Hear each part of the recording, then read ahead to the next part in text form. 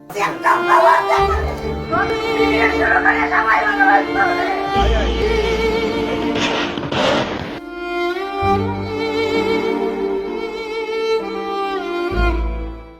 আল্লাহ, আমাকে মাটি দিত আমার ছেলে, আর এখন আমাকে মাটি দিতে হবে একমাত্র ছেলেকে হারিয়ে পাগল প্রায় মা নীলুফা আক্তার।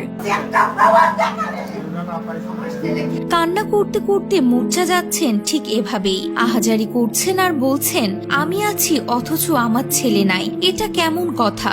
আমারে মাটি দিব আমার ছেলে, আর এখন আমারই দিতে হইব তাকে মাটি।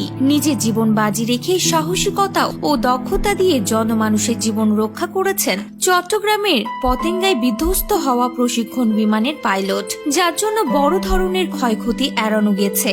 বিমানটিতে আগুন ধরে যাওয়ার পর সেটিকে বিমানবন্দরের নিকট ঘনবসতিপূর্ণ এলাকা থেকে জনবিরল এলাকায় নিয়ে যেতে সক্ষম হন। গতকাল বৃহস্পতিবার চট্টগ্রামের কর্ণফুলী নদীতে বিমান বাহিনীর প্রশিক্ষণ বিমান বিধ্বস্ত হয়ে বৈমানিক মোহাম্মদ আসিম জাওয়াদ মারা যান। এখন তার বাড়িতে চলছে শোকের মাতম।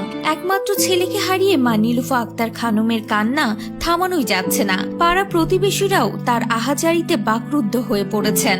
জাওয়াদের মা নীলুফা আক্তার খানম বিলাপ করছেন আর বলছেন, আমার ছেলে প্রতিদিন সকালে ফোন করে, কিন্তু আজ এখন পর্যন্ত ফোন করেনি। কখন আসবে জাওয়াদের ফোন? এই আহাজারি কোনোভাবে সামাল দিতে পারছেন না প্রতিবেশী আত্মীয়রা।